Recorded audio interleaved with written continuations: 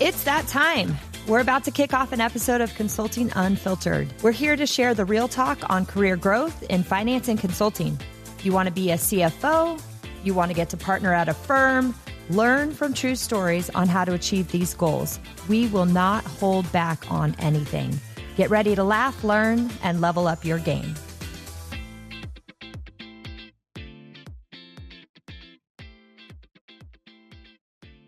When addressing customer needs, are the hidden needs more critical than solving the obvious problems? Today, we're going to explore the impact of uncovering and addressing underlying client issues, telling them the things that they don't even know.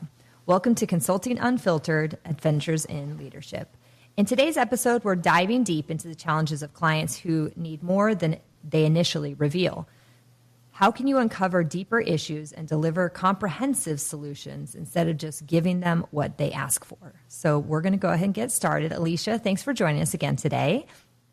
How are you doing? Thank you. I am great. I am so ready to talk about this topic. I don't even know some of the things that I do, but apparently I ask a lot of questions, so I'm ready.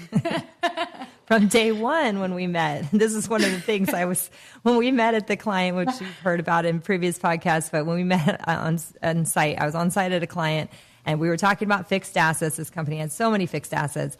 And she was asking, why are you putting it there? Why are you doing it this way? What are we going with this way? And I was like, man, this lady asks a lot of questions. But that is super important when you're working with clients because clients don't tell you. They're not going to tell you what's actually wrong. You have to uncover, and you have to ask the same questions 100 million different ways in order to get them to actually explain what's going on. So they call this the iceberg effect. So what is an iceberg effect? Tell me a story about this. What does that mean? Call it what you want. But to me, it is, like after 10 plus years of doing this, and there's so many different clients that we've talked to, we have been defining what the heck all of these things mean, right? And recently, I will say we had a client who kept saying, I need an ERP. And I'm just like, okay. And I mean, we're thinking we all know what we're talking about, right? And so internally, we've sitting here communicating, and this is not what an ERP is. I don't understand. Do you understand what they're saying? Because they're describing something completely different, and they don't need this. And so finally, I just said, I'm sorry. What is your definition of what you think you're saying? What does that mean to you? And, lo and behold, what they say, I have no idea. I'm not really sure. I was just told to go do this, right? And so,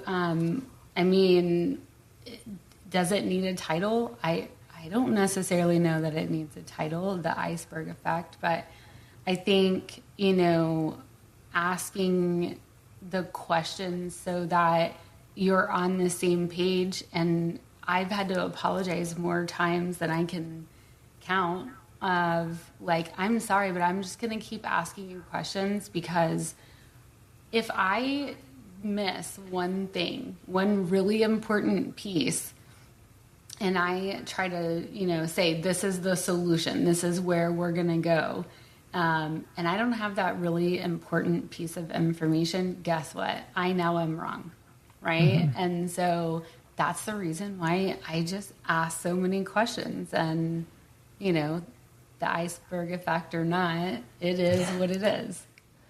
So when we're asking all of those questions, usually is there a moment that you get to when you go, okay, that's enough, right? How do you know when you have asked enough questions to be able to know that you are going to give a comprehensive solution? That is such a great question, because to be honest with you, sometimes you just feel it, right? The client has, and to be honest, you can ask questions and I don't even have to go, what does that definition mean to you? I just know that you're not sure, right?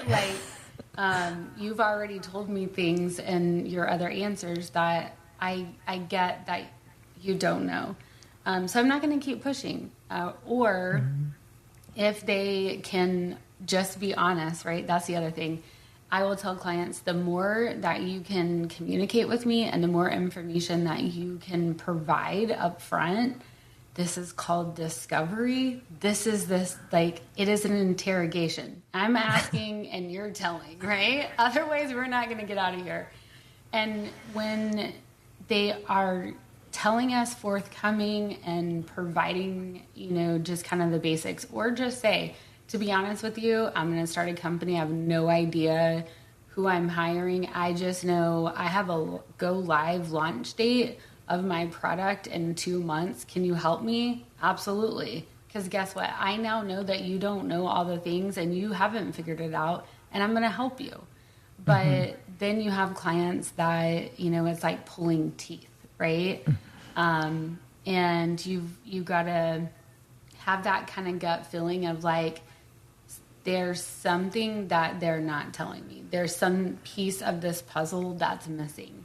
And if I know like where we want to go, what is our end goal, and what do we have to start with, and even if it's on pen and paper, or I have never even created an Excel file, like that would be a better starting point than some places that our clients are at. But it's called small business for a reason, right?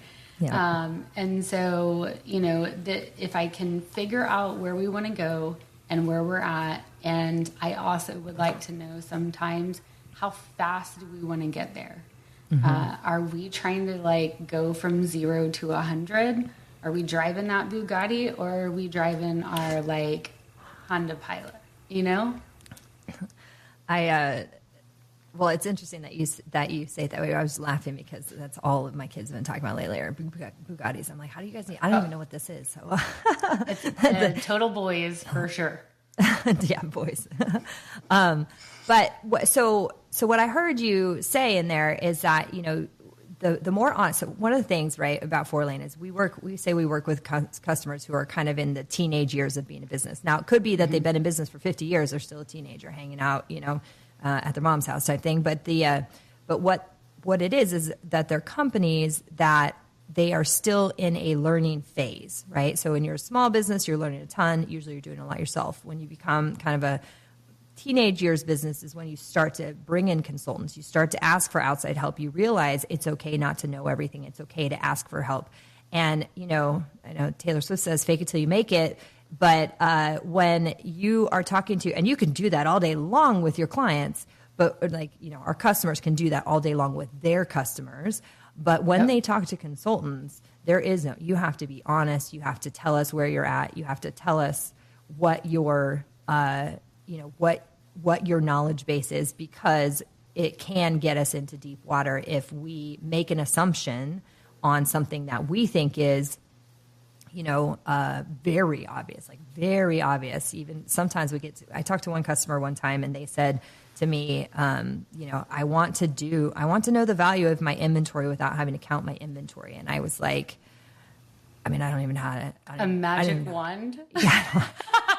And I actually sat there for a good 30 minutes and was like, okay, so how can we do this? And I was like, wait, I came up with some solutions for them, but assuming that they know what they're saying or what they're talking about is really hard as well. But so tell me, okay, so we talked about iceberg effect, but tell me what your best icebreaker question is for customers. What is your go-to to get them to start to open up?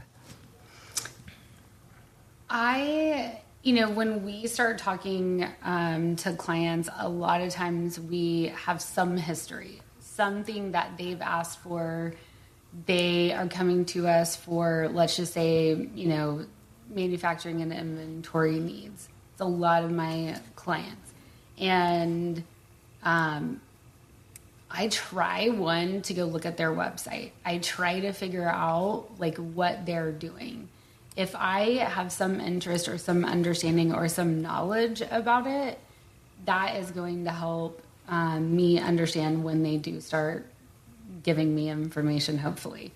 But my kind of go-to question is, very first thing that I ask is like, can you tell me a little bit about the company and where we want to go? That is sometimes a paragraph, a never-ending like paragraph story, and sometimes it's like 2 sentences. And depending on, if they are just a overshare or just kind of very blunt and honest, right? Then I will go to, okay, well, let's talk about what are you doing today? And eventually we will get there. I think I was going to add that, part of the things that I try to figure out when I'm asking these questions is in their answers, making sure I'm like reading between the lines of like, do they know all of this, or did someone task them to come find, a consulting firm? Is this like task driven, or is this like they really need this help? And that, helps me get a little bit further if I can read between those lines. So tell me about, can you think of any specific times where you've had to kind of halt a conversation because you realize you're not talking to the person who has the knowledge that you need to be able to push forward? Yeah, absolutely. So, I will say COVID definitely had a lot of clients that they were just in like, I got to move from this expensive ERP and I got to find something different. And a ton of company owners who've never used ERP systems and all the fancy tools, right? They were like, I don't know. It's almost like I didn't even know how to turn it on, right? Mm-hmm. I need help. So I don't know how to get any information out. I can't give you reports or even log you in, right? Just help me.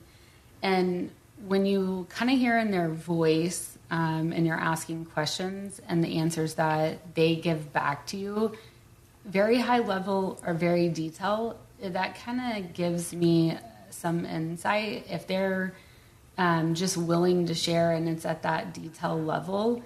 And I mean, when they say, I don't know, I'm not for sure, potentially they just don't know. Right. Stop asking, right? I will say I had a quick story. I had a client and, I guess he was the project manager, brought in their controller. Kind of said that she was ready to kind of go a different direction before she came in. It was like our 3rd or 4th meeting. And I was just asking some questions because we were being tasked with trying to help set up a new company, new workflows, and their financials made no sense. And so I didn't know that she had no accounting background. So I started asking her questions, and she literally, first thing that came out of her mouth was, there's a lot of imposter syndrome coming on here. And she said, I don't know. You know what? I was like, I got you, girl. I hear you loud and clear. I got you. I appreciate that more than anything. I don't need to ask any more questions, right? Because if you don't know, you don't know. But being able to kind of read between those lines and also relate to their positions, I think has helped me figure out when enough is enough and when to ask a little bit more. Yeah. So what about when you have the customers? I mean, we've all had them when they just are yes. So they won't say, I don't know, right? They'll say, yes, no, sure, right? Like they're not committing to do I have knowledge or not have knowledge. They're just giving kind of simplified answers or giving nothing. So what's a way that you can push beyond that? Or can you give me examples of when you've had to push beyond that? Like, what do you do? I had this yesterday. Imagine that. That's the world of consulting, right? So it's where I literally will, I'm going to take it either one or two approaches, right? Sometimes people, they're not going to share too much information. One, they don't have the information. And so sometimes they'll get a little bit defensive, like, why do you keep asking me when I just need you to tell me what you can do? And I'm coming from the standpoint of dude, I would tell you what I could do if you would tell me what you need, right? Yeah. So sometimes I go back to that Jerry Maguire, help me help you, please, right? But in other times I'm I'll take the direction of I'm going to keep asking you these questions so that I fully understand. And a lot of companies are wanting us to give what is this going to cost me? If this is going to cost me an arm and a leg, I'm going to say no. But I got about, $1,000, right? And it's okay, well, the world was not built on $1,000. So just so you know, I can help, but I can help this much. What I really do try to do is get if they're more joking and laid back, or if we're the, Fortune 500, very stiff professional over there, right? Kind of how I'm dressed, maybe. I will talk to them in that respectful manner, right? If I can joke a little bit and say, okay, yes means I don't have any inventory. I don't even know inventory numbers. I've never heard the word inventory, and I try to get a little joke out of them. It's if you can give me some more, this will go a lot quicker. But it does really depend on the individual. And if you can joke a little bit before you start asking and interrogating, then you kind of know the type of person that you're working with. Yeah, I like that a lot too. If you can get them to laugh and ease up their stress a little bit, right? Because we're not in person most of the time since we're remote, working with companies all over the place. But I think, one of the questions I always used to ask companies is I would say, okay, so when we're on a demo, I would say, do you guys want me to speak debits and credits today, or do you want to keep it more high level? And, it's not probably 95% of the time they'd say high level. But then I did know from those few people, okay, these people are, core accounting people, and I need to be more on top of my game when I'm talking to them than some of the other customers that we work with. So what are some ways that you can, when you are listening to a customer, so maybe you can give us an example of maybe some phrases that when you hear customers say something, and you're kind of doing some active listening, it translates to you differently, right? So you know what they're saying without them having to say it. So do you have any examples of something like that? There are trigger words that I look for all the time, right? Companies that are, I was trying to think of one that last week I had where I was like, oh my gosh, so you literally need 3 different things and blah. And he was like, what? Yeah, how'd you do that? But sometimes there's companies that have a major complexity and it rules out, I can easily set you up in, 5 days, right? When you are, so this client, they basically buy meat manufacturing and packaging companies. And so 3 different locations, 3 complete different softwares. Everything is manual. One was an ERP. And the needs were very, very different. But he did not even have to tell me that the workforce in that manual company was not on board with being all automated and this change, right? Because there were things that he just said, and in his explanation of the way they wrote things down, we print it out, we carry it over here, they stamp. I'm like, cool. This is that old school, when you met me and I was in that company's office the first time and I still heard that dial-up internet, I was like, oh my gosh, where did I go? And so, like, but that's where, like, those things that you hear without them, like, telling you, you got to know who you're working with, right? And kind of the background of, without them having to tell you, right? And I knew that it was going to be very different. I knew that we were going to be slow in one area. We're going to not go from 0 to 100.